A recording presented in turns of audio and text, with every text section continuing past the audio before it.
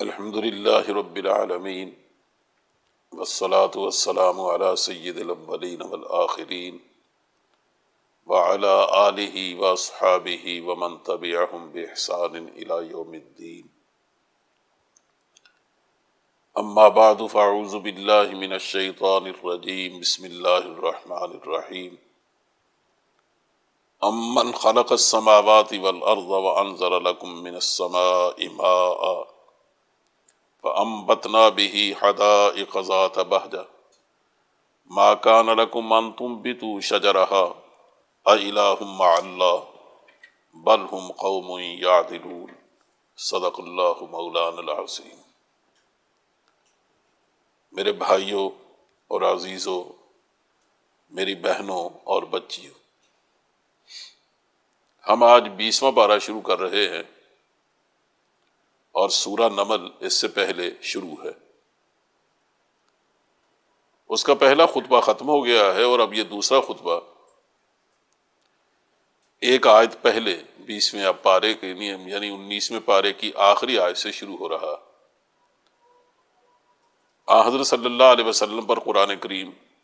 بعض دفعہ خطبات کی شکل میں نازل ہوا ہے، اس لیے میں نے عرض کیا یہ دوسرا خطبہ ہے اس سورت کا۔ جس طرح شروع ہوتا ہے قُلِ الْحَمْدُ لِلَّهِ وَسَلَامٌ عَلَىٰ عِبَادِهِ الَّذِينَ اصْطَفَىٰ، یعنی یہ خطبہ الحمدللہ سے شروع ہو رہا جس میں سب سے پہلے اللہ کی حمد ہے اور اس کے بعد اللہ کے بندوں پر سلام۔ یہ ایک طرح سے مثال ہے اس بات کی کہ مسلمانوں کو اپنا خطبہ، اپنی تقریر، اپنے مضمون کا آغاز کس طرح کرنا چاہیے۔ یہ ہمیں ایک تہذیب سکھائی گئی تھی۔ نبی کریم صلی اللہ علیہ وسلم اسی لیے ہمیشہ گفتگو کا آغاز الحمدللہ سے فرماتے تھے، اور صحابہ کرام کا بھی یہی طریقہ تھا، اور عربوں میں آج تک یہی طریقہ مروج ہے، اور علماء میں بھی یہی طریقہ ہے۔ تو باقی اہل علم کو بھی اسی طریقے کی پیروی کرنی چاہیے کہ یہ قرآن کریم کا اور اللہ تعالیٰ کا بتایا ہوا طریقہ ہے۔ اس میں جو سوال لوگوں کے سامنے رکھا گیا ہے وہ یہ ہے کہ تم نے دیکھا کہ پیچھے کتنی امتوں کے واقعات بیان کیے گئے ہیں جن کی طرف اللہ کے رسول آئے اور انہوں نے دلائل سے توحید ثابت کی، آخرت کو ثابت کیا، اپنی رسالت کو ثابت کیا، اور اس کے بعد یہ ان کے سامنے سوال رکھا جا رہا ہے کہ وہ قومیں پھر بھی نہیں مانی اور پھر بھی انہوں نے ایمان لانے سے انکار کیا۔ آخر ان کا جو انجام ہوا وہ سب کے سامنے ہے، تاریخ کے سامنے ہے، اور کوئی اس کا انکار نہیں کر سکتا، اور اس کا سبب کوئی اتفاقی حادثہ نہیں تھا بلکہ اللہ کے رسول کی تنبیہ کے مطابق ان پر عذاب آتے رہے کہ اگر تم نہیں مانو گے تو ایسا ہوگا، جس سے معلوم ہوتا ہے کہ قوموں پر جب سزائیں آتی ہیں یا تنبیہات آتی ہیں یا عذاب آتے ہیں تو محض اتفاقی حوادث سے نہیں آتے، چاہے سوچنے والے کچھ بھی سوچیں، اندازہ لگانے والے کچھ بھی لگائیں، لیکن یہ اس دنیا میں اللہ کا ایک اخلاقی قانون بھی جاری ہے۔ جب اخلاقیات کی حدود سے انحراف اس ایک خاص حد تک پہنچ جاتا ہے تو قدرت کی طرف سے عموماً سزا آیا کرتی ہے۔ تو اس لیے ان لوگوں کو وہ قومیں تو سزا کا شکار ہوئی، لیکن آخر میں اس قرآن کریم کے حوالے سے باقی انسانوں کے سامنے یہ سوال رکھا گیا ہے کہ اللہ خیر اما یشرکون، کہ ان سے پوچھئے کہ اللہ بہتر ہے یا وہ معبود جنہیں لوگ اس کا شریک بنا رہے ہیں۔ یعنی لوگوں نے اللہ کی حاکمیت، اس کی معبودیت کو تسلیم کرنے کی بجائے نہ جانے کس کس کو اپنا معبود بنا رکھا ہے، کس کس کو اپنا حاکم بنا رکھا ہے، کس کس کو زندگی کے فیصلے کرنے کی آخری اتھارٹی اور سند بنا رکھا ہے، حالانکہ یہ ساری صفتیں اللہ کی ہیں۔ اس کے بعد اللہ کی چند صفات بیان فرمائی ہیں کہ دیکھو یہ صفات اللہ کی صفات میں سے چند صفات یہ ہیں پروردگار کی، ان کے مقابلے میں تم بتاؤ کہ جن کو تم نے یہ سارے اختیارات دے رکھے ہیں اور یہ نسبتیں ان کی طرف کر رکھی ہیں، آخر ان میں ایسی بات کیا ہے؟ فرمایا امن خلق السماوات والارض وانزل لکم من السماء ماء، کہ یہ بتاؤ کہ آسمان و زمین کا خالق کون ہے؟ کیونکہ سب سے پہلی بات تو یہ ہے کہ جس نے زمین و آسمان بنائے ہیں اس میں رہنے والی مخلوق پر حکم اسی کا چلنا چاہیے۔ یہ تو نہیں ہو سکتا کہ جس نے یہ گھر بسایا ہے اس گھر میں اور اس گھر میں جن لوگوں کو رہنے کی اجازت دی ہے وہ یہ کہیں کہ ہم جناب آپ کی مرضی کے بغیر یہاں جو چاہیں گے کریں گے، یہاں جو چاہیں ہلا گلا کریں، آپ ہمیں نہیں روک سکتے، یہ ہماری اپنی مرضی ہے، تو اس کو یہ حق پہنچتا ہے وہ یہ کہے کہ تم یہاں رہو گے تو میری مرضی سے رہو گے، اور اگر تم میری مرضی سے نہیں رہو گے تو پھر میں تمہیں یہاں رہنے کی اجازت نہیں دوں گا۔ اجازت نہ دینے کا مطلب یہ کہ عذاب آئے گا، تم ختم کر دیے جاؤ گے، دوسری قوم کو لایا جائے گا۔ تو کہا یہ دیکھو زمین و آسمان کا خالق اللہ ہے، اور پھر یہ فرمایا وَأَنزَلَ لَكُم مِّنَ السَّمَاءِ مَاءً، زمین تو تمہاری یہ بسا دی گئی، تم اس پر بسا دیے گئے، تم اس پر آباد ہو گئے، لیکن اس میں غذا کا سر و سامان ظاہر و تمہارے ہاتھ میں تو نہیں ہے، وہ تو سراسر اللہ کے ہاتھ میں ہے۔ اس کے لیے قوت رویدگی یا غذا کے خزانے اس نے زمین میں رکھے ہیں، اور اس کی آبیاری کے لیے دیکھ بھال کے لیے اس نے آسمانوں کی قوتوں کو حکم دے رکھا ہے۔ تو یہ دونوں مل کر تمہارے لیے غذا بہم پہنچاتے ہیں، تو تم بتاؤ اگر یہ پروردگار نہیں ہے، یہ تمہارا حاکم نہیں ہے جس نے تمہیں پیدا کیا، جس نے تمہارے غذا کے سارے اسباب فراہم کیے، تو پھر اور کون ہے؟ حالانکہ ان میں سے الگ الگ اگر ایک ایک چیز کو دیکھا جائے کہ وہ کون ہے جس نے تمہارے لیے اتارا ہے آسمان سے پانی، فَأَنبَتْنَا بِهِ حَدَائِقَ ذَاتَ بَہْجَةٍ، اور پھر وہ کون ہے جس نے اس پانی کے ذریعے سے خوشنما باغ اگائے ہیں جن کے درختوں کا اگانا تمہارے بس میں نہ تھا۔ اَإِلَٰهٌ مَّعَ اللَّهِ، کیا اللہ کے ساتھ کوئی دوسرا خدا بھی ہے؟ بل ہم قوم یعدلون، بلکہ یہی لوگ راہ راست سے ہٹ کر چلے جا رہے ہیں۔ یعنی ان کو معلوم نہیں کہ راہ راست کیا ہے، راہ راست یہی ہے کہ اللہ کی زمین پر اللہ کا بندہ بن کر رہا جائے، اس کی غذا کھاتے ہیں تو اس کا شکر ادا کیا جائے، اس کے احکام کے مطابق زندگی گزاری جائے، اس کا پانی پیتے ہیں تو اس کا پانی پی کر اس کو سمجھنے کی، اس کی رضا کو جاننے کی کوشش کی جائے۔ اور جہاں تک ان میں سے ایک ایک چیز کا تعلق ہے، زمین کیسے بچھائی گئی ہے، زمین کے اندر کیا کیا قوتیں رکھی گئی ہیں، آسمان کی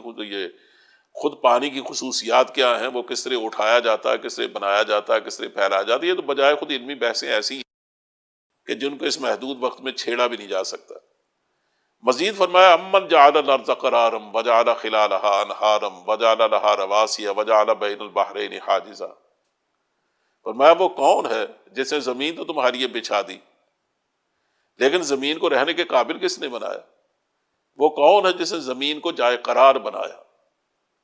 زمین تو ظاہر ہے کہ فضا میں معلق ایک کرہ ہے جو کسی طرح بھی لڑک سکتا ہے، لیکن اس کو اس طرح کا بنانا وہ کسی طرح نہ ہمیں لے کے نہ لڑک جائے، اور باقاعدہ اس کی اس طرح کی حرکتوں کا اور گردشوں کا رکھنا کہ کبھی اس میں ایک منٹ سیکنڈ کا فرق نہ پڑے، اور وہ باقاعدہ ایک حساب سے اور ایک قانون کے مطابق وہ گردش کرتی رہے، اور ایک حساب سے وہ سورج کے سامنے آئے۔ اگر ایسا ہوتا کہ اس کی ایک جانب ہی سورج کے سامنے رہتی تو ادھر جو بسنے والی مخلوق ہوتی وہ سب گرمی سے مر جاتی، اور دوسری طرف کی بسنے والی مخلوق وہ اندھیرے کا شکار ہو کر اندھی ہو جاتی، اور سردی کا شکار ہو کر یخ بستہ ہو جاتی۔ یعنی دونوں طرف کی مخلوقات مر جاتی، لیکن اللہ کا قانون دیکھیے کہ اس نے زمین کو رہنے کے قابل بنانا تھا، اس لیے اس کو گھمایا مستقل، اور ایسی گردش میں رکھا ہے، دو گردشیں اس کی مقرر کی ہیں کہ جس کی وجہ سے ہماری زندگی آسانی نہیں ہوئی بلکہ ممکن ہوئی ہے۔ کہا کس نے زمین کو جائے قرار بنایا، اور وجعل خلالها انہارا، پھر ہمارے لیے پانی سب سے بڑی ضرورت ہے ہوا کے بعد، تو کہا اس کے اندر دریا رواں کیے، تو یہ کس نے کیے؟ وجعل لها رواسي، اور پھر زمین کو ہلنے سے اور رڑکنے سے بچانے کے لیے اس میں پہاڑوں کی میخیں گاڑ دی۔ وجعل بین البحرین حاجزا، اور عجیب بات یہ کہ اس نے سمندر بچھائے ہیں، یعنی وہ کہنا چاہیے ذخیرہ ہے اس میں پانی کا، جس میں سے بھاپ اڑتی ہے اور اوپر جا کے بادل بنتے ہیں، اور وہ پانی کی شکل میں ہم پر برستے ہیں۔ یہ ظاہر ہے سمندروں ہی سے پانی اٹھتا ہے، دریاؤں سے پانی اٹھتا ہے، اور بھی اس نے طریقے پہاڑوں پر برف جما کر ہمارے لیے پانی کا انتظام کیا۔ لیکن حیرت کی بات یہ ہے کہ سمندروں کا پانی ہم جانتے ہیں کہ کھاری ہے، وہ انسانی استعمال کے قابل نہیں، سخت نمکین ہے، تو اس کو ہم استعمال نہیں کر سکتے۔ لیکن اس کی عجیب قدرت ہے کہ اس نے خود سمندروں کے اندر بعض جگہ اس کے اندر سے ایسے چشمے نکالے ہیں جو میٹھے پانی کے، اور جو لوگ ماہر ہیں یعنی سمندر کے سفر کرنے کے، اور جنہوں نے ہمیشہ سمندروں میں زندگی گزاری اور بحریہ کے ساتھ ان کا تعلق رہا، انہوں نے اس پر کتابیں لکھی ہیں، انہوں نے بہت ساری جگہوں کی نشاندہی کی ہے کہ جہاں کھانی پانی چل رہا ہے ساتھ اس کا میٹھا پانی بھی چل رہا ہے.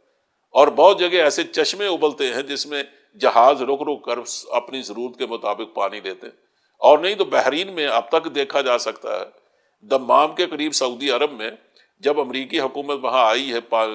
تیل نکالنے کے لیے، تو بہت عرصے تک وہاں سے جو چشمے خود سمندر کے اندر ہے میٹھے پانی کے، وہاں سے پانی لیتی رہی ہے، اور اب بھی وہاں سے پانی لیا جا سکتا ہے.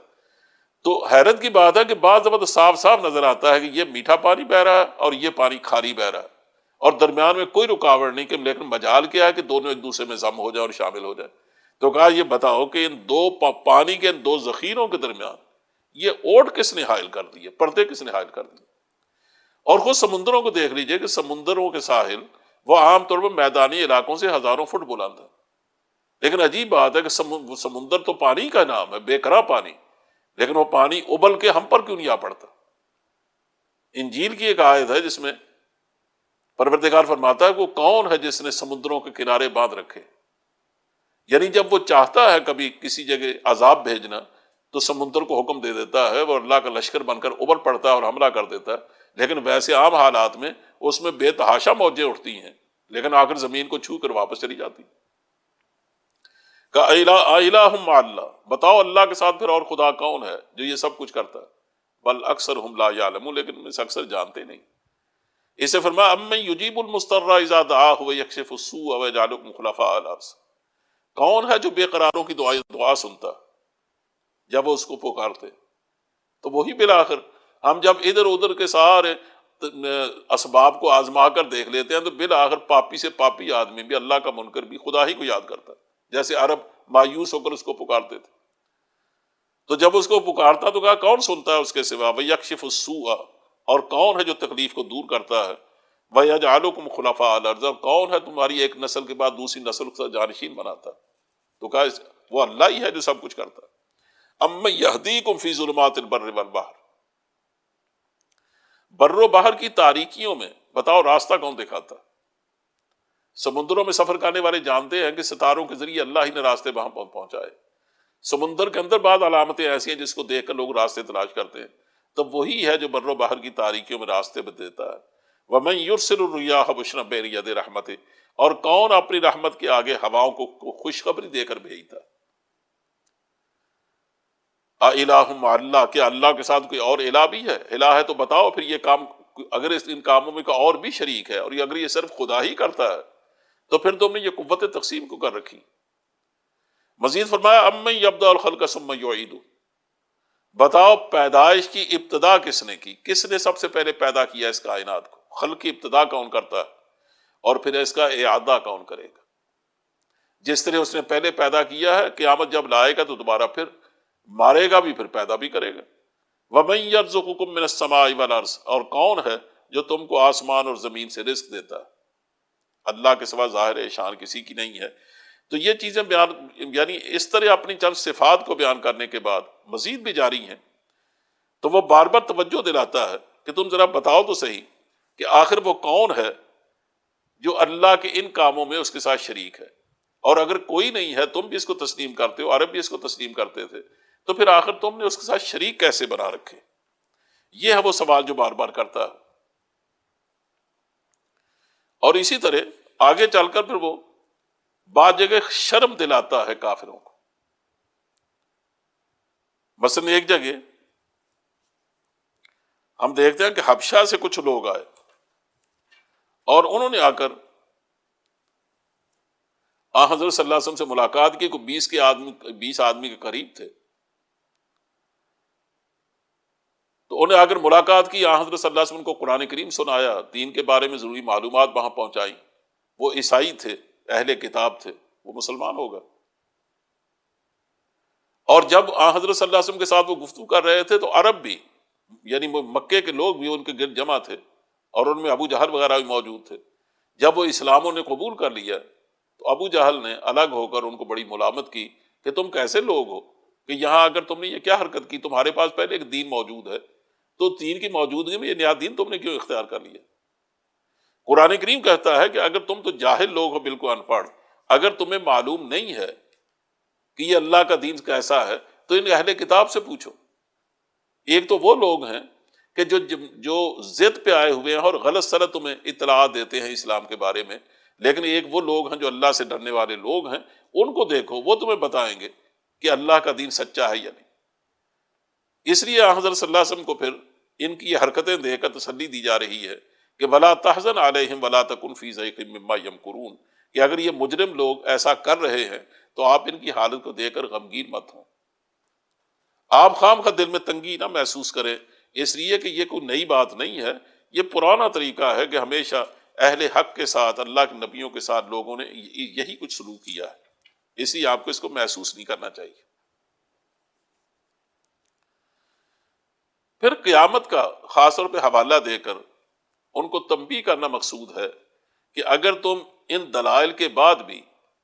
اور تمام امتوں کے احوال دیکھنے کے بعد بھی، اہل کتاب کی شہادت کے بعد بھی تم اگر نہیں مانتے ہو تو اس میں تو کوئی شبہ نہیں ہے کہ قیامت تو بہرحال آئے گی اور تمہیں اس سے واسطہ پڑے گا۔ تو پھر بتاؤ کہ وہاں جا کر تم کیا کرو گے؟ جب تم سے یہ باتیں پوچھی جائیں گی تو تم اللہ کے سامنے جا کر جواب کیا دو گے؟ اس وقت ظاہر ہے ایک ایک بات ثابت ہوگی، وَوَقَعَ الْقَوْلُ عَلَيْهِمْ بِمَا ظَلَمُوا فَهُمْ لَا يَنْطِقُونَ، کہ اس وقت ان کے ظلم کی وجہ سے عذاب کا وعدہ ان پر پورا ہو کے رہے گا، یعنی جو یہاں اگر ان کو عذاب نہیں ملا تو قیامت کے دن ظاہر ہے تمہیں اس عذاب سے گزرنا پڑے گا، تو یہاں اگر آج سمجھ لو تو شاید تم اس وقت بچ جاؤ، لیکن یہاں نہیں اگر مانو گے تو پھر قیامت کے دن تو ظاہر بڑا ہولناک دن ہے، اور اس سے تم اگر کوشش بھی کرو تو تم نہیں بچ سکتے۔ آخر میں نبی کریم صلی اللہ علیہ وسلم کو حکم دیا گیا ہے کہ یہ ظاہر ہے یہ لوگ آپ کے ساتھ چاہے کوئی بھی رویہ اختیار کریں، لیکن آپ کا کام یہ ہے کہ آپ ان کے سامنے اس بات کو واضح فرما دیں کہ انما امرت ان اعبد رب هذه البلدۃ الذی حرمها وله كل شیء وامرت ان اکون من المسلمین۔ کیا پیغمبر ان سے کہہ دیجئے کہ مجھے تو یہی حکم دیا گیا ہے کہ میں اس شہر کے رب کی بندگی کروں۔ شہر کے رب سے مراد یہ یعنی مکہ معظمہ کے رب سے، وہ اس لیے کہ اس وقت حضور کی دعوت کا محور اور مبدا و معاد وہی تھا، کیونکہ اسی میں حضور براہ راست مبعوث ہوئے اور ابھی تک اس کے اثرات دھیرے دھیرے باہر نکل رہے تھے، لیکن اصل جو زور اور مرکز جس کو بنایا گیا تھا دعوت کا وہی تھا، اس لیے اس کے حوالے سے آپ نے یہ آپ کو حکم دیا گیا ہے کہ آپ ان کے سامنے اس کا اعلان کریں۔ اور پھر کہا یہ شہر وہ ہے جس کو اللہ ہی نے حرم قرار دیا، وَلَهُ كُلُّ شَيْءٍ، اور اسی کے لیے ہر چیز ہے، وَأُمِرْتُ أَنْ أَكُونَ مِنَ الْمُسْلِمِينَ، اور مجھے ایک حکم دیا گیا ہے کہ میں تو مسلمان بن کے زندگی گزاروں، کہ میں مسلم بن کے رہوں۔ وَأَنْ أَتْلُوَ الْقُرْآنَ، اور یہ بھی مجھے حکم دیا گیا ہے کہ قرآن پڑھ کے سنا، تم چاہو اس کو قبول کرو یا نہ کرو۔ فَمَنِ اهْتَدَىٰ فَإِنَّمَا يَهْتَدِي لِنَفْسِهِ، اب جو ہدایت اختیار کرے گا تو اپنے ہی بھلے کے لیے ہدایت اختیار کرے گا۔ فَقُلْ إِنَّمَا أَنَا مِنَ الْمُنذِرِينَ، اے پیغمبر کہہ دیجئے کہ میں تو ڈرانے والوں میں سے ہوں، زبردستی تمہیں ایمان نہیں دے سکتا، نہیں مانو گے تو اپنے نقصان کرو گے۔ وَقُلِ الْحَمْدُ لِلَّهِ سَيُرِيكُمْ آيَاتِهِ فَتَعْرِفُونَهَا وَمَا رَبُّكَ بِغَافِلٍ عَمَّا تَعْمَلُونَ، ان سے کہو تعریف اللہ ہی کے لیے ہے، ان قریب وہ تمہیں اپنی نشانیاں دکھا دے گا اور تم انہیں پہچان لو گے، اور تیرا رب بے خبر نہیں ہے ان اعمال سے جو تم لوگ کر رہے۔ اس کے بعد سورہ قصص شروع ہو رہی ہے، اس کا نام القصص قرآن کریم کی اس آیت سے لیا گیا، وَقَصَّ عَلَيْهِ الْقَصَص۔ یوں تو یہ بھی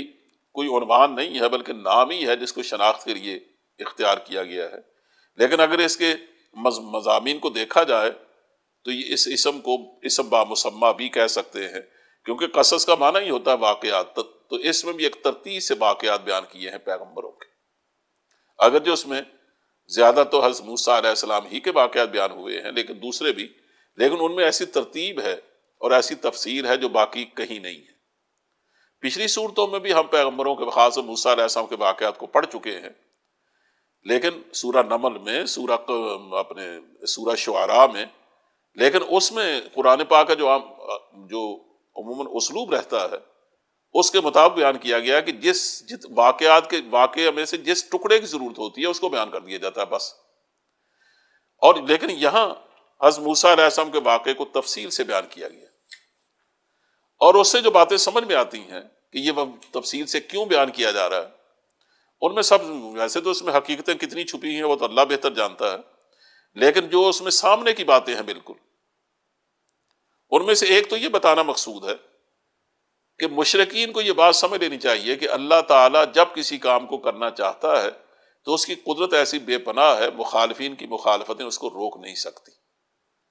اور اس پر دلیل کیا ہے؟ حضرت موسیٰ علیہ السلام اور ان کے کارنامے اور ان کے واقعات۔ دوسری بات یہ سمجھ میں آتی ہے کہ مشرکین عام طور پہ یہ سمجھتے تھے، وہ یہ کہتے تھے کہ دیکھو یہ یک لخت اچانک محمد نبی کیسے بن گیا، یہ رسول کیسے بن گیا؟ یہ تو عجیب سی بات ہے، ایسا معلوم ہوتا کسی نے اس کو لکھایا پڑھایا، کسی نے تیار کیا، اس نے دعویٰ کر دیا۔ ورنہ اس سے پہلے یا یہ ہے کہ اللہ اگر ان کو نبی اور رسول بناتا تو یقیناً اس کا کوئی آسمان سے کوئی آواز آتی، غیب سے اس کا اعلان ہوتا، فرشتے اترتے، کوئی فرشتوں کی مجلس جمتی، پتہ نہیں کیا کچھ ہوتا، جو ان کے اپنے بگڑے ہوئے تصورات تھے۔ پروردگار کہتا ہے کہ جب ہم کسی کو نبوت دیتے ہیں تو اس طرح کچھ تقریبات کا انعقاد کر کے، کوئی ہلا گلا کر کے، یا اس کی کوئی بڑی بڑی پر رونق مجلس اور تقریب منعقد کر کے نہیں دیتے۔ ہم نے دیکھو موسیٰ علیہ السلام کو کیسے نبوت دی کہ ان کو نبی بننے سے 1 منٹ پہلے تک معلوم نہیں تھا کہ میں نبی بننے والا ہوں۔ وہ تو ایک گڈریے تھے، اور 10 سال بلکہ ملک بدری کے گزارنے کے بعد اپنے وطن واپس جانے کی خاموشی سے کوشش کر رہے تھے، اور ڈرتے بھی تھے کہ وہاں جا کر پکڑا نہ جاؤں، کیونکہ ان کے ہاتھ سے ایک آدمی قتل ہو چکا تھا، کہیں اس جرم میں مجھے نہ دھر لیا جائے۔ تو وہ تو سفر میں تھے، وہاں آگ لینے آئے تھے یا راستہ معلوم کرنے کے لیے، تو اللہ نے ان کو پیغمبر بنا دیا۔ تو اللہ کی طرف سے تو یوں ہی فیصلے ہوتے ہیں، اس لیے وہ جس کو نوازنا چاہتا ہے اس کی نوازش میں کوئی دیر نہیں ہوتی، اور جس کو پکڑنا چاہتا ہے اس کی پکڑ میں کوئی دیر نہیں ہوتی۔ اسی طرح جب وہ کسی پیغمبر سے کام لینا چاہتا ہے تو تب بھی اس کے ساتھ کوئی لاؤ لشکر نہیں اتارتا، وہ تنہا اسے بھیجتا ہے، لیکن اس کے پیچھے اللہ کی تائید و نصرت ہوتی ہے، اور اسی کی تائید و نصرت سے وہ بڑوں بڑوں کے ساتھ معاملہ کرتا ہے، ان کی آنکھوں سے آنکھیں ڈال کے بات کرتا ہے، اور چند سالوں میں ایک انقلاب کھڑا کر دیتا، اٹھا کھڑا کرتا ہے۔ اور اس کی شہادت بھی موسیٰ علیہ السلام کی زندگی ہے کہ کیسی بے سر و سامانی، کیسی بے نوائی، کیسی بے بسی اور بے کسی کے ساتھ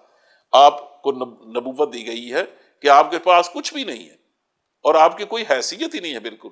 خود آپ کی جو اپنی قوم ہے وہ غلام ہے، اس کے بچوں کو ذبح کیا جا رہا ہے، اس کی بچیوں کو بچایا جا رہا ہے۔ یہ تو اس قوم کا بیچاری کا حال ہے جس کے وہ ایک چشم و چراغ ہے۔ اور پھر یہ کہ ان پر ایک الزام ہے کہ جرم کا، جس میں پکڑے بھی جا سکتے ہیں، لیکن اس کے باوجود وہ جاتے ہیں تو فرعون اپنی ساری قہرمانی قوتوں کے باوجود ان کا کچھ نہیں بگاڑ سکتا۔ اللہ تعالیٰ فرماتا ہے کہ تم جاؤ، میں تمہارے ساتھ ہوں، میں سن رہا ہوں، جو کچھ ہوگا تمہارا کچھ نہیں بگڑے گا۔ تو یہ باتیں جو موسیٰ علیہ السلام کے واقعات سے قدم قدم پر بہت سارے حقائق کھلتے ہیں۔ تو اب دیکھیے اس واقعے کو، اس میں آپ دیکھیں گے جو واقعات پیچھے بیان ہوئے ہیں ان میں بعض جگہ خلا ہے، یعنی بعض جگہ واقعے کو چھوڑ دیا گیا ہے، اس کی ضرورت نہیں سمجھی گئی، جو سمجھانا مقصود تھا، جتنی بات سے ضروری تھا اس کو سمجھانا، اس کو بیان کر دیا گیا، اور لیکن یہاں اس خلا کو پورا کیا گیا۔ میں اس کی طرف اشارے کروں گا۔ فرمایا طاسیم میم تلک آیات الکتاب المبین، یہ کتاب مبین کی آیات ہیں۔ نتلو علیک من نبأ موسیٰ و فرعون بالحق لقوم یؤمنون، ہم موسیٰ اور فرعون کا کچھ حال ٹھیک ٹھیک تمہیں سناتے ہیں ایسے لوگوں کے فائدے کے لیے جو ایمان لائیں۔ اگر وہ ایمان لانا چاہیں تو اس میں بے شمار حکمتیں ہیں جن کو سمجھ کر وہ ایمان کے راستے پر آ سکتے ہیں۔ سب سے پہلے تو یہ کہ یعنی بات ہی یہاں سے شروع کی گئی ہے تاکہ مشرکین مکہ اپنے اس آئینہ میں اپنی شکل دیکھ سکیں۔ کہا ان فرعون علا فی الارض وجعل اہلہا شیعا یستضعف طائفۃ منہم یذبح ابناءہم ویستحیی نساءہم انہ کان من المفسدین۔ اور اسے یہ بھی معلوم ہوتی ہے بات کہ اللہ کی نگاہ میں بہت بڑا جرم کون سا ہے، اور جس کی وجہ سے وہ عام طور پر اپنے رسول کو بھیجتا ہے۔ ہم تو عام طور پہ یہ سمجھتے ہیں کہ جب اللہ کی وحدانیت کا انکار کر دیا جاتا ہے، اس کی اصل حیثیت کو قبول کرنے سے انکار کر دیا جاتا ہے، اس کی الوہیت کو نہیں مانا جاتا، پروردگار اپنا رسول بھیجتا ہے۔ لیکن حقیقت یہ ہے کہ اس کے ساتھ ساتھ یہ بھی ایک بڑی حقیقت ہے کہ وہ اس وقت بھیجتا ہے کہ جب زمین والے یا اس پر حکمران وہ خدا بن کے بیٹھ جاتے ہیں اور اللہ کے بندوں پر اس قدر ظلم کرتے ہیں کہ بعض دفعے تو ان کو فرقہ فرقہ بنا کر، ٹکڑے ٹکڑے کر کے، طبقات میں تقسیم کر کے اتنا کمزور کر دیتے ہیں کہ ان کے سامنے اٹھنے کے قابل نہیں رہتے، اور یا ان کو اس طرح ظلم کے شکنجے میں کستے ہیں کہ ان کی ہمتیں اور توانائیاں نے چوٹ ڈالتے ہیں۔ اللہ تعالیٰ پھر اس کا سامان کرتا ہے کہ کسی اولو العزم پیغمبر کو بھیجتا ہے جس کی اولو العزمی کو دے کر وہ قوم اپنے اندر ایک توانائی محسوس کرتی ہے، ان میں اٹھنے کی وہ طاقت پیدا کرتا ہے، تو پھر چھوٹوں کو وہ بڑوں پر غالب کر دیتا ہے، آج کے کمزوروں کو کل کے طاقتور بنا دیتا ہے۔ یہ وہ انقلاب ہے جو اصل میں اللہ کے نبیوں کی معرفت پہ برپا کیا جاتا ہے۔ تو مشرکین مکہ نے بھی جس طرح اپنے یہاں طبقات پیدا کر رکھے تھے کہ جو غریب لوگ تھے ان کو وہ اپنے پاس قریب آنا بھی پسند نہیں کرتے تھے۔ غلامی اور آقائی تو تھی، لیکن اس کے باوجود غربت اور عمارت بجائے خود ایک بہت بڑا فتنہ بن چکی تھی۔ اسی کو دکھایا جا رہا ہے یہاں کا ان فرعون علا فی الارض۔ واقعہ یہ کہ فرعون نے زمین میں سرکشی کا راستہ اختیار کیا، سرکشی کا رویہ۔ وجعل اہلھا شیعا، اور اس نے سرزمین کے باشندوں کو طبقات میں تقسیم کر دیا تھا، ٹکڑے ٹکڑے کر دیا تھا، گروہوں میں تقسیم کر دیا تھا۔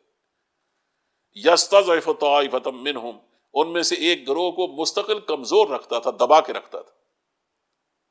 یعنی ایک کو نے اپنے حکومت میں شریک کر رکھا تھا، جیسے انگریز ہمارے یہاں جاگیردار پیدا کر گیا اور ان کو مستقل وڈیرے بنا گئے، ان کو جاگیریں دے کر، مربے دے کر اور اپنے یہاں کرسی دے کر ان کی خاص حیثیت بنا دی، اور باقی قوم کو ان کے ہاریوں کی، مزاروں کی شکل میں یا چھوٹے ملازموں کی شکل میں ان کے دست نگر بنا کے چھوڑ دی۔ تو ہمیشہ ظالم حکومتیں ایسے ہی کرتی ہیں، طبقات پیدا کر کے ایک طبقے کو دوسرے پر ظلم کرنے کا ذریعہ بناتی ہیں۔ اس نے بھی یہی کیا تھا۔ یستضعف طائفۃ منہم، ان میں سے ایک طبقے کو وہ دبا کے رکھتا تھا، یذبح ابناءہم ویستحیی نساءہم، اور وہ دبا ہوا طبقہ کون سا تھا؟ بنی اسرائیل کا۔ ان کے لڑکوں کو قتل کرتا تھا اور ان کی لڑکیوں کو زندہ رکھتا تھا۔ یعنی لڑکوں کو اس لیے قتل کرتا تھا کہ ان کی آبادی بہت بڑھ گئی ہے، کل کو ہمارے لیے کوئی مسئلہ نہ بنے۔ لڑکیوں کو اس لیے زندہ رکھتا تھا تاکہ وہ ہمارے گھروں کے کام کاج کر سکیں اور ان کے ساتھ عیاشیاں بھی کر سکیں۔ یعنی ایک طرف ان کی غیرت پامال کی جا رہی تھی، دوسری طرف ان کی افرادی قوت کو تباہ کیا جا رہا تھا۔ کَإِنَّهُ كَانَ مِنَ الْمُفْسِدِينَ، حقیقت میں وہ بہت بڑا فسادی، بڑا مفسد تھا، وہ مفسدین میں سے تھا۔ وَنُرِيدُ أَن نَّمُنَّ عَلَى الَّذِينَ اسْتُضْعِفُوا فِي الْأَرْضِ وَنَجْعَلَهُمْ أَئِمَّةً وَنَجْعَلَهُمُ الْوَارِثِينَ۔ کہا ہم نے یہ ارادہ کیا، یا ہم یہ ارادہ رکھتے تھے، أَن نَّمُنَّ عَلَى الَّذِينَ اسْتُضْعِفُوا فِي الْأَرْضِ، کہ ہم احسان کریں ان لوگوں پر جن کو زمین میں دبا کے رکھا گیا تھا، ان کو اٹھائیں۔ وَنَجْعَلَهُمْ أَئِمَّةً، آج وہ کمین ہیں، وہ غلام ہیں، لیکن ہم چاہتے ہیں کہ مستقبل کا امام بنا دیں انہیں۔ وَنَجْعَلَهُمُ الْوَارِثِينَ، اور جو آپ حکمران ہیں ان کو یہاں سے نکال لیں، ان کے وارث ان کو بنائیں،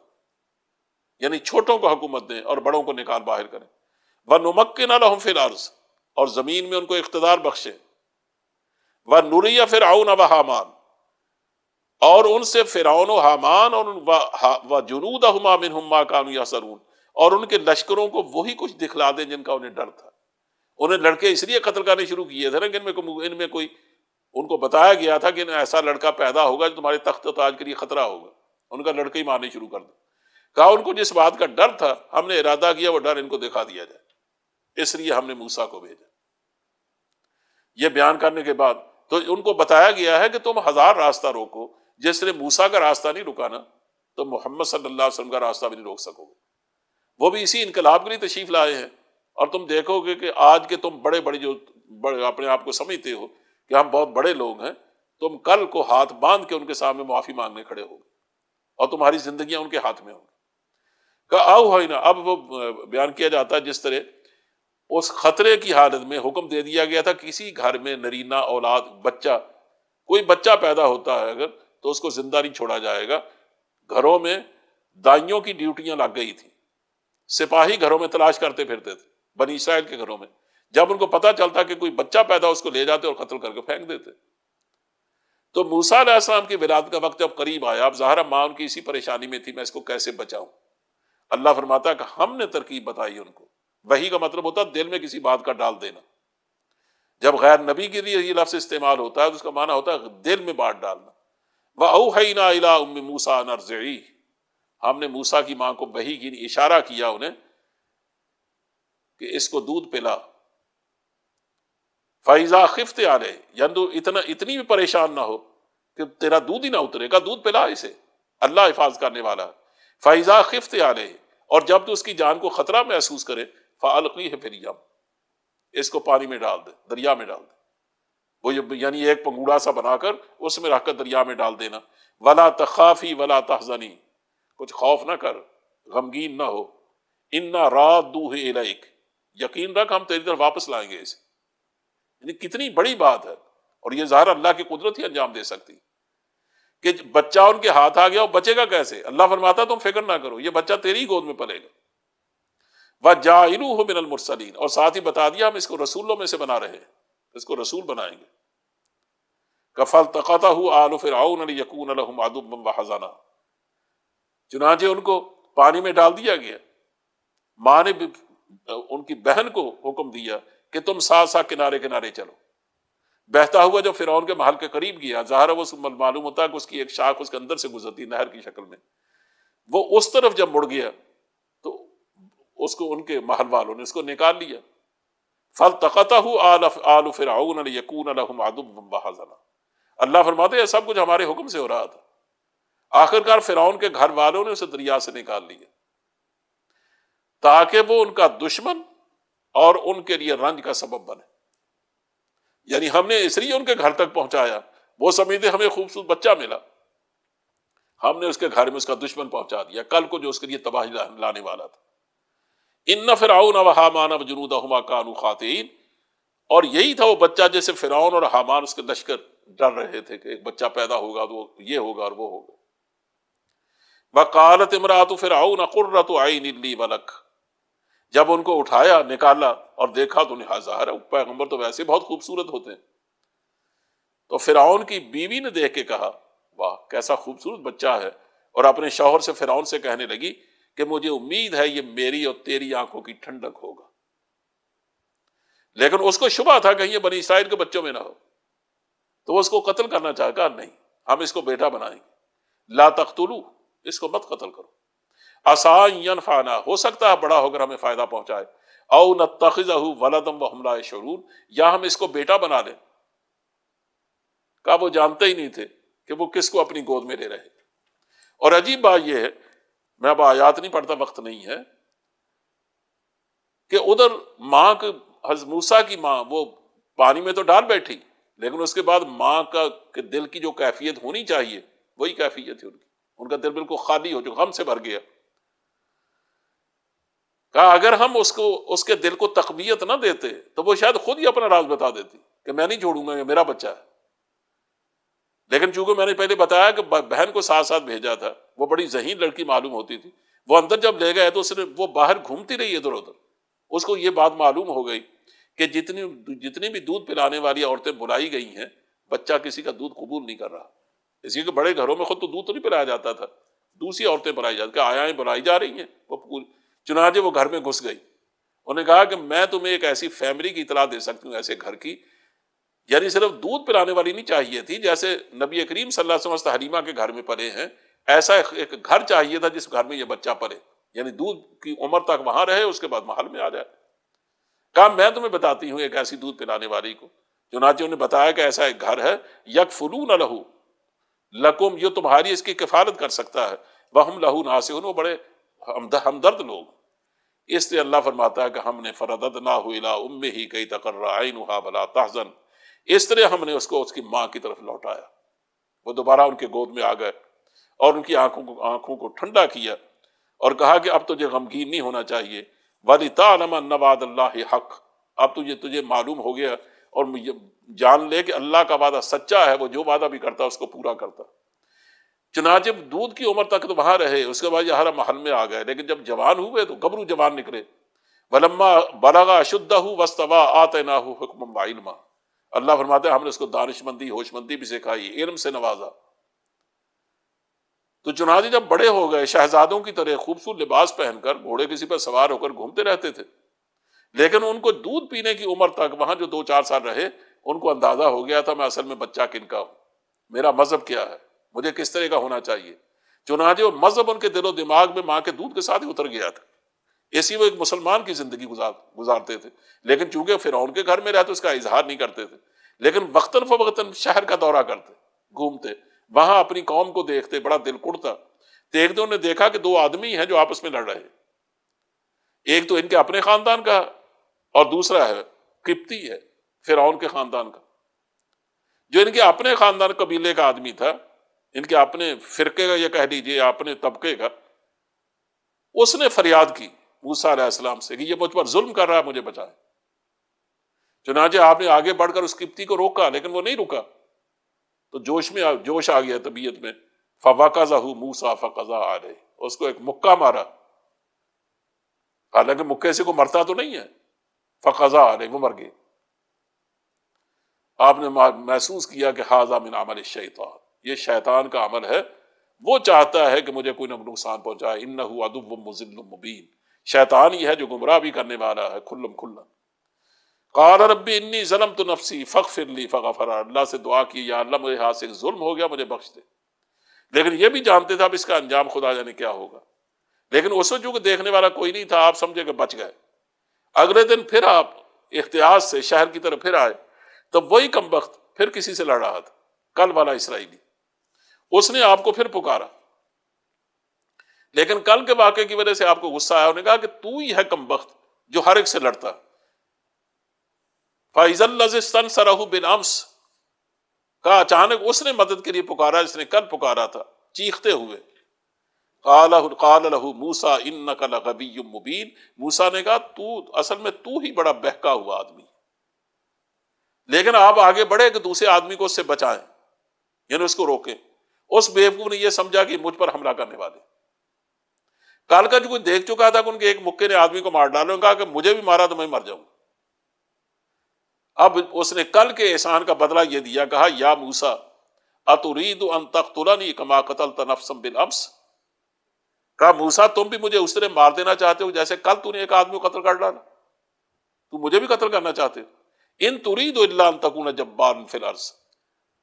کہا تم اصل میں جبار اور ظالم بن کے رہنا چاہتے ہو، وما ترید ان تکون من المصلحین، تم مصلح بن کے نہیں رہنا چاہتے، تم تو ایک جبار آدمی ہو۔ اب جب بات نکل گئی تو ظاہر ہے کہ اوپر تک پہنچی۔ اگلے دن یا اسی دن ایک آدمی شہر کے دوسرے کنارے سے بھاگتا ہوا آیا اور آ کر کہا یا موسیٰ ان الملا یأتمرون بک لیقتلوک فاخرج انی لک من الناس، جو بادشاہ کے بڑے بڑے لوگ ہیں اس کے سردار، وہ باہم بیٹھ کے مشورہ کر رہے ہیں، بلکہ کہنا چاہیے کہ سب کے سازش کر رہے ہیں، لیقتلوک، تاکہ وہ قتل کر دیں تجھے، فاخرج انی لک من الناس، تو یہاں سے نکل، میں تیرا خیر خواہ۔ اب وہاں سے نکلے ڈرتے ہوئے، بچتے بچاتے ہوئے، دیکھ بھال کرتے ہوئے اور دعا کرتے ہوئے رب نجنی من القوم الظالمین۔ مصر سے نکلتے ہوئے اب آپ کے سامنے سوال یہ تھا کہ آپ جائیں کہاں؟ مصر میں تو رہا نہیں جا سکتا، اس لیے کہ اب تو پولیس آپ کے پیچھے ہوگی، اور کسی راستے میں بھی نکلیں تو کہیں بھی آپ کو چیک کیا جا سکتا، پہچانے جاتے تھے آپ،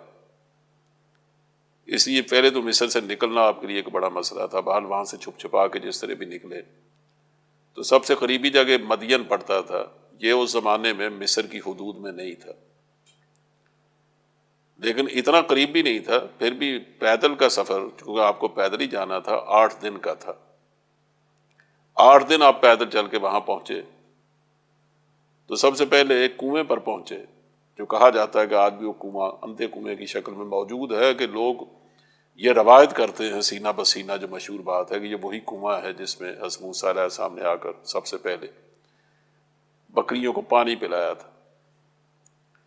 تو آپ وہاں پہنچے تو آپ نے دیکھا کہ اس کو بلکہ کہنا چاہیے ماء مدین کہا جاتا ہوگا، اسے قرآن کریم نے اسی طرح استعمال کیا، وَلَمَّا وَرَدَ مَاءَ مَدْيَنَ وَجَدَ عَلَيْهِ أُمَّةً مِّنَ النَّاسِ يَسْقُونَ۔ آپ جب مدین کے اس چشمے پر پہنچے، کنویں پر پہنچے، تو آپ نے دیکھا کہ وہاں کچھ لوگ جمع ہیں جو بکریوں کو پانی پلا رہے ہیں، لیکن ان کی ایک طرف 2 لڑکیاں کھڑی ہیں جو اس انتظار میں ہیں کہ یہ جائیں تو ہم بھی پانی پلائیں، کیونکہ ظاہر ہے وہ پردہ دار لڑکیاں، وہ ان کے اندر گھس کر عام آدمیوں میں تو پانی نہیں پلا سکتی تھی۔ تو حضرت موسیٰ علیہ السلام جب ان کو دیکھا تو آگے بڑھ کے پوچھا ما خطبکما، تمہارا کیا معاملہ ہے؟ انہوں نے کہا لا نسقی حتی یصدر الرعاء، کہا ہم جانوروں کو پانی نہیں پلا سکتی جب تک یہ چرواہے اپنے جانوروں کو لے کے نکل نہ جائیں۔ تو اب سوال یہ پیدا ہوتا تھا کہ یہ لڑکیاں جوان خود کیوں پانی پلا رہی ہیں یا ادھر کیا کر رہی ہیں؟ اس لیے انہوں نے اپنی پوزیشن واضح کرنے کے لیے، حالانکہ وہ غیر مرد سے بات کرنا پسند نہیں کرتی ہوں گی، انہوں نے کہا ابو نا شیخ کبیر، ہمارے جو والد ہیں بہت بوڑھے آدمی، ہمارا بھائی کوئی نہیں، مجبوری ہے کہ ہم خود اپنے ریوڑ کو لے کے نکلتے ہیں، اور ظاہر ہے کہ وہی ان کے گزر بسر کا ذریعہ بھی ہوگا۔ آپ کیونکہ بہت جوان اور تنومند آدمی تھے، آگے بڑھے اور آپ نے ان کی بکریوں کو پانی پلایا اور پھر آ کر ایک درخت کے سائے میں بیٹھ گئے۔ اب ظاہر ہے کہ آپ ایک ایسے مسافر ہیں جن کا کوئی ٹھکانہ نہیں ہے اور جیب میں کوئی پیسہ نہیں ہے، پتہ نہیں کتنے دنوں کے بھوکے ہیں۔ تب آپ نے دعا کی ربی انی لما انزلت الی من خیر فقیر،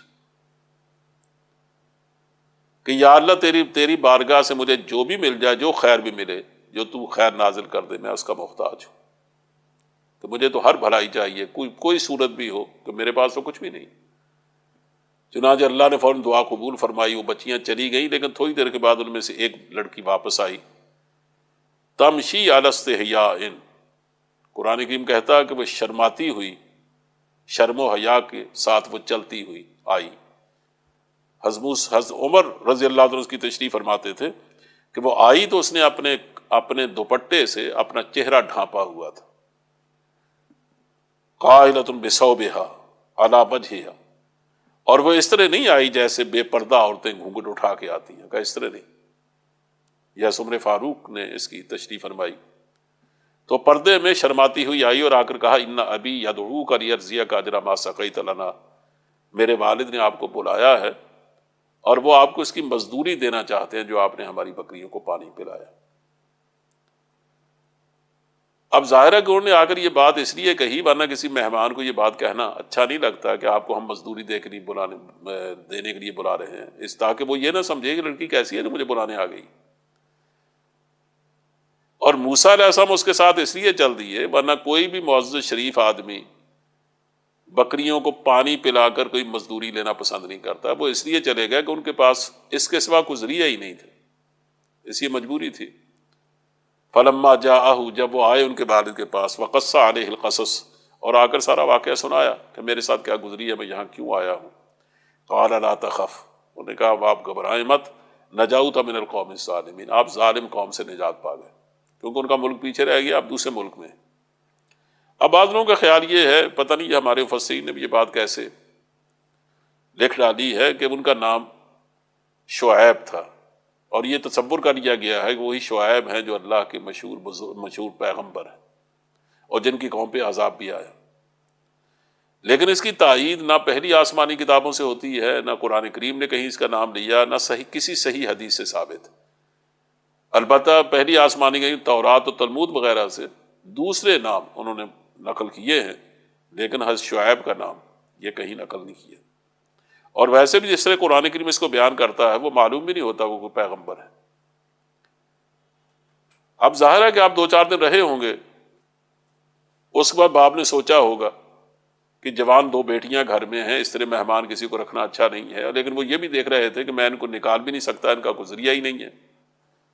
اور ضرورت مند بھی تھے کہ میرے گھر کا، میرے جائیداد کا، یعنی گھر کا دیکھ بھال کرنے والا، ریوڑ کو لے جانے والا، اور میرے پاس ہے ہی کوئی نہیں، بیٹا جو نہ ہوا کوئی۔ انہوں نے سب کچھ سوچ کر ارادہ کیا کہ میں اپنی ایک بیٹی کا ان سے نکاح کر دوں، لیکن بیٹیوں کو اس کا معلوم نہیں ہے۔ لیکن ان چند دنوں کے بعد معلوم ہوتا ہے بیٹی نے یہ کہا، قالت احداہما، ان میں سے ایک بیٹی نے کہا، یا ابت استاجرہ ان خیر من استاجرت القوی الامین، کہ آپ ان کو اپنا ملازم رکھ لیجئے، اس لیے کہ جس کو بھی آپ ملازم رکھیں اس کو قوی اور امین ہونا چاہیے، اور یہ دونوں باتیں ماشاءاللہ اس نوجوان میں موجود ہیں کہ وہ بہت قوی بھی ہے اور بہت دیانتدار بھی۔ چنانچہ باپ نے کہا، انہیں سوچ کر آخر ان سے بات کی کہ میں چاہتا ہوں کہ 2 بیٹیوں میں سے ایک کا آپ کے ساتھ نکاح کر دوں، الا ان تاجرنی ثمانیہ حجج، اس شرط پر کہ آپ 8 سال تک میری ملازمت کریں، فَإِنْ أَتْمَمْتَ عَشْرًا فَمِنْ عِنْدِكَ، اور اگر آپ 10 سال پورے کر دیں تو یہ آپ کی طرف سے ہے، ہماری شرط نہیں ہے، یہ آپ کا احسان ہوگا۔ وَمَا أُرِيدُ أَنْ أَشُقَّ عَلَيْكَ، میں آپ پر کوئی سختی نہیں کرنا چاہتا، آپ کو پریشان نہیں کرنا چاہتا۔ سَتَجِدُنِي إِنْ شَاءَ اللَّهُ مِنَ الصَّابِرِينَ مِنَ الصَّالِحِينَ، آپ مجھے انشاءاللہ صالحین میں سے پائیں گے۔ قَالَ ذَلِكَ بَيْنِي وَبَيْنَكَ، حضرت موسیٰ نے کہا کہ ٹھیک ہے، یہ بات میرے اور آپ کے درمیان طے ہو گئی۔ أَيَّمَا الْأَجَلَيْنِ قَضَيْتُ فَلَا عُدْوَانَ عَلَيَّ، میں ان دونوں مدتوں میں سے جو بھی پوری کر دوں اس کے بعد پھر کوئی زیادتی مجھ پر نہیں ہوگی۔ واللہ علی ما نقول وکیل، اور جو کچھ ہم کہہ رہے ہیں اس قول و قرار پر اللہ نگہبان ہے۔ اس طرح آپ نے وہاں 8 سال، بلکہ آن حضرت صلی اللہ علیہ وسلم سے فرمایا کہ آپ نے 10 سال گزارے۔ شادی تو آپ کی ہو چکی تھی، ممکن ہے آپ کے بچے بھی ہوں، یہ اللہ بہتر جانتا ہے۔ جب یہ 10 سال پورے ہو گئے تو پھر آپ لے کے اپنے بچوں کو، اپنی بیوی کو مصر جانے کے ارادے سے نکلے۔ چنانچہ یہ واقعہ ہم پہلے بھی پڑھ چکے ہیں کہ کس طرح وہ قریب سے گزر رہے تھے کہ دور سے ایک آگ دیکھی ہے کوہ طور کے قریب سے۔ راستہ چونکہ بڑا پرپیج اور اس سے وہ بالکل ناواقف تھے، اور سخت ٹھنڈی رات تھی، یخ بستہ رات، تو سردی سے بچنے کے لیے انہوں نے دور سے آگ جو دیکھی تو اپنے اہل خانہ سے کہا کہ میں آگ دیکھ رہا ہوں، یا تو وہاں کو آدمی ہوگا، ممکن ہے کہ راستہ مل جائے، اور یا وہاں سے میں کوئی چنگاری لے آؤں، کوئی شعلہ لے آؤں تاکہ تم اس سے اپنے ہاتھ تاپ سکو۔ چنانچہ وہاں سے وہ گئے تو آگ لینے کے لیے، لیکن جب وہاں پہنچے تو یہ میں پہلے بتا چکا ہوں کہ اس میں بتانا مقصود یہ ہے کہ تم جو اعتراض کرتے ہو کہ اگر نبی کریم صلی اللہ علیہ وسلم واقعی اللہ کے نبی ہوتے تو یہاں فرشتے اترتے، بڑا ایک ہنگامہ ہوتا، خاص اعلان کیا جاتا آپ کی نبوت کا۔ اللہ فرما رہا ہے کہ ہم اعلان کر کے نبوتیں نہیں دیا کرتے، دیکھو ہم نے موسیٰ کو کیسے نبوت دی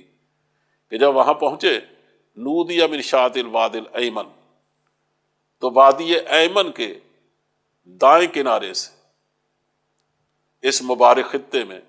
ان کو پکارا گیا، ایک درخت سے آواز آئی، انی یا موسیٰ انی انا اللہ رب العالمین، اے موسیٰ میں اللہ ہوں، سارے جہانوں کا رب۔ اور اس کے بعد یہ بتانے کے لیے کہ جو آواز آ رہی ہے یہ واقعی تمہارے خدا کی ہے، کہ یہ نہ سمجھنا کہ ایسے میرا کوئی بہم ہے یا کیسی آواز ہے۔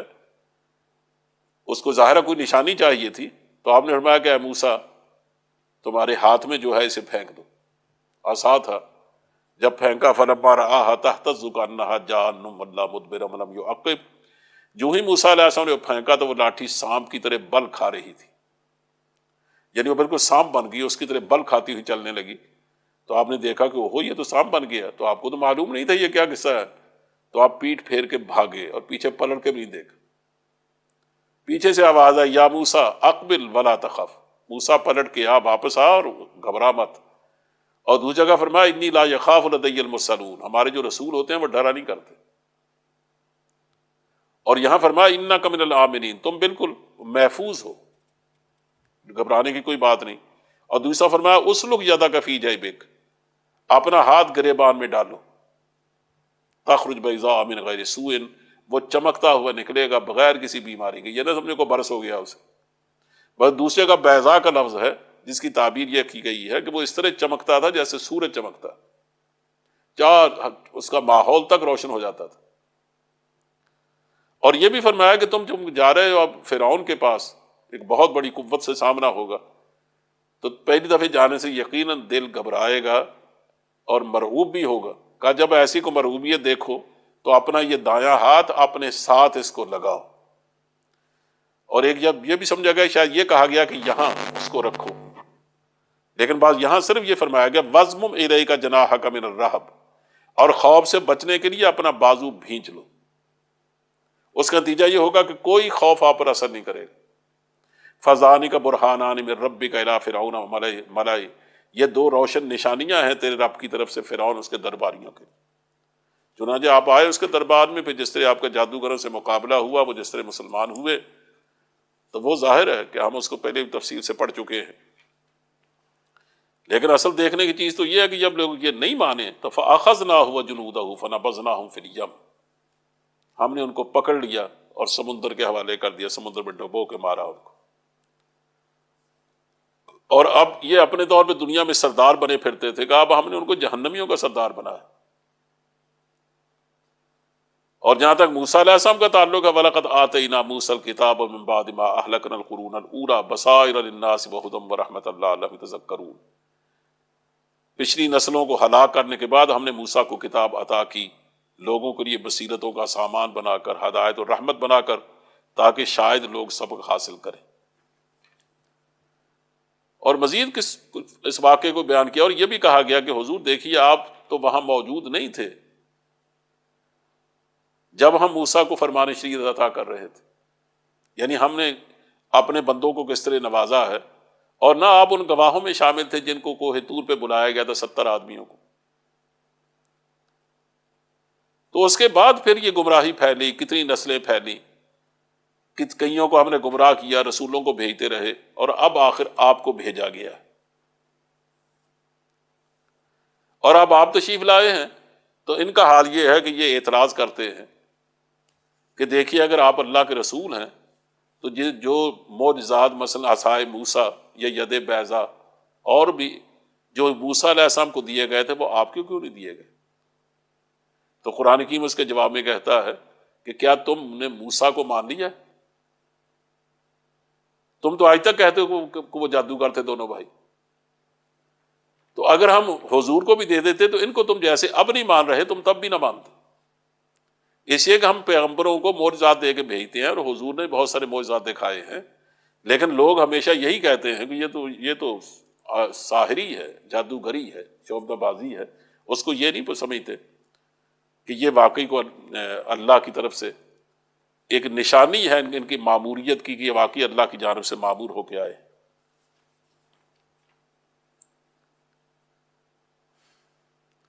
یہاں ایک اعتراض ہے مشرکین مکہ کی جانب سے کیا جاتا تھا، اس کا جواب دیا گیا ہے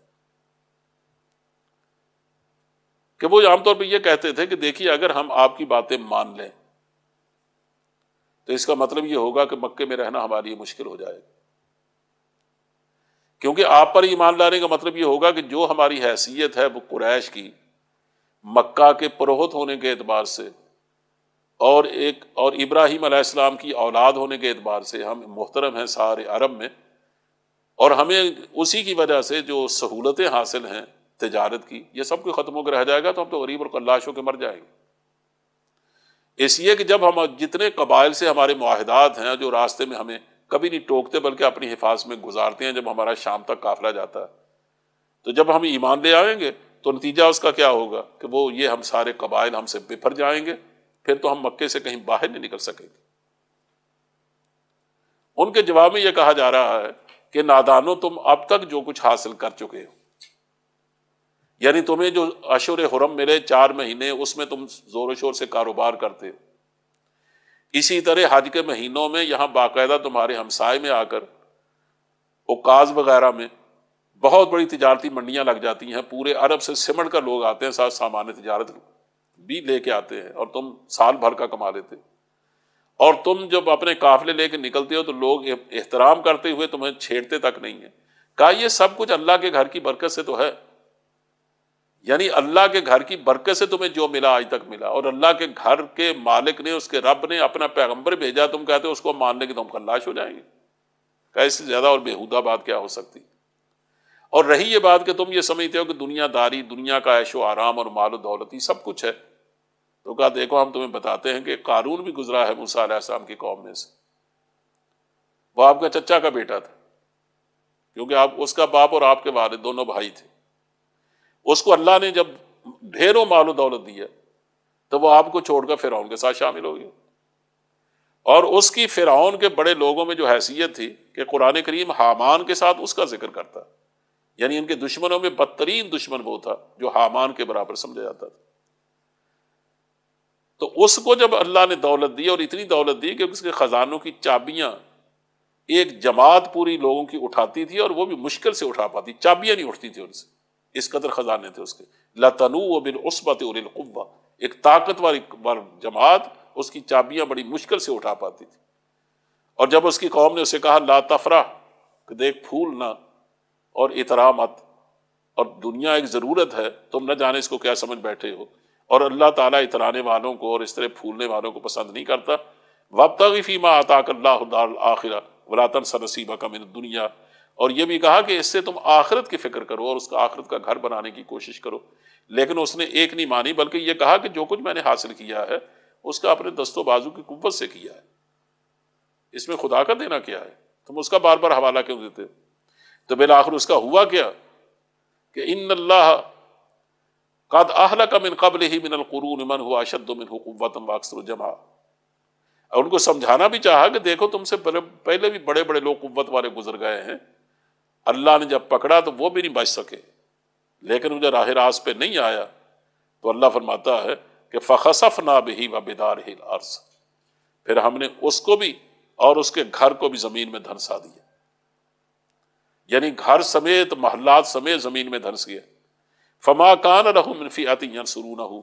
اور کوئی جماعت اس وقت اس کے پاس ایسی نہیں تھی اس کی مدد کر سکے، جن پر اس کو ناز تھا فرعون کی فوجوں پر، تو کوئی اس کی مدد نہ کر سکا، کوئی نہ بچا سکا، زمین پر میں دھنسا دیا گیا۔ وَمَا كَانَ مِنَ الْمُنْتَصِرِينَ، وہ خود اپنی مدد کر سکا، نہ وہ لوگ اس کی مدد کر سکے۔ اور جو لوگ کل تک ان کو دیکھ کر تمنا کیا کرتے تھے کاش ہم بھی اس جیسے ہو جائیں، اور بار بار ایک دوسرے سے کہتے کہ دینا مال و دولت اس کو ملا، کاش ہمیں بھی ملے، وہ بھی آخر کہنے لگے وَإِكَأَنَّ اللَّهَ يَبْسُطُ الرِّزْقَ لِمَن يَشَاءُ وَيَقْدِرُ مِنْ عِبَادِهِ لِمَن يَشَاءُ مِنْ عِبَادِهِ وَيَقْدِرُ لَوْلَا أَمَّنَّ اللَّهُ عَلَيْنَا لَخَسَفَ بِنَا وَيَكَأَنَّهُ لَا يُفْلِحُ الْكَافِرُونَ۔ افسوس ہم بھول گئے تھے کہ اللہ اپنے بندوں میں سے جس کا رزق چاہتا ہے کشادہ کرتا ہے، اور جسے چاہتا ہے نپا تلا دیتا ہے۔ اگر اللہ نے ہم پر احسان نہ کیا ہوتا، یعنی ہمیں دین نہ دیا ہوتا اور ہم بھی اس طرح پھولے پھرتے، تو ہمیں بھی زمین میں دھنسا دیتا۔ افسوس ہم کو یاد نہ رہا کہ کافر فلا نہیں پایا کرتے۔ آخر میں پھر ان کو دعوت دی گئی ہے، اور حضرت صلی اللہ علیہ وسلم پر کہ ان کی نبوت پر دلیل بھی دی گئی ہے کہ دیکھو رسول اللہ صلی اللہ علیہ وسلم کو تو اپنی نبوت کے اس آخری دن تک معلوم نہیں تھا کہ میں نبی ہو سکتا ہوں۔ یہی وجہ ہے کہ جب جبریل آپ سے غار حرا میں ملے ہیں تو آپ نہایت پریشان اور گھبرا کر اپنے گھر میں آئے اور کہا کہ مجھے اڑا دو اڑا دو، آپ کو معلوم نہیں تھا یہ میرے ساتھ کیا ہو رہا۔ آپ کو تسلی دی ہے حضرت خدیجہ نے، تو اس کا مطلب یہ ہے کہ آپ اس کی امید نہیں تھی یا آپ نے سوچ سمجھ کر نبوت اختیار نہیں کی، یہ تو اللہ کی دین ہے، یا کہنا جو اس کی دی ہوئی ذمہ داری ہے، جب وہ کسی کو دیتا ہے تو اس کا بوجھ اٹھانا پڑتا ہے۔ تو تمہارے سامنے حضرت صلی اللہ علیہ وسلم دکھ اٹھا کر بھی دعوت پیش کر رہے ہیں، تو یہ آپ کی ذمہ داری ہے جس کو آپ ادا کر رہے ہیں۔ اور اللہ کی طرف بلانا یہ تو اتنی بڑی ذمہ داری ہے، توحید اتنا بڑا اثاثہ اور سرمایہ ہے کہ اگر اس کی حفاظت نہ کی جائے اور اس کو اختیار نہ کیا جائے تو یہ تو پیغمبر بھی ہو تو اس کے عذاب سے نہیں بچا جا سکتا۔ اس لیے فرمایا بلا تدع مع اللہ الہا آخر، اور اللہ کے ساتھ کسی دوسرے معبود کو مت پکارو۔ لا الہ الا ہو، اس کے سوا کوئی معبود نہیں۔ کل شیء خالق الا وجہہ، ہر چیز ہلاک ہونے والی ہے سوائے اس کی ذات کے۔ لہ الحکم و الیہ ترجعون، فرما روائی اسی کی ہے اور تم سب اسی کی طرف لوٹائے جاؤ گے۔ وآخر دعوانا الحمد للہ۔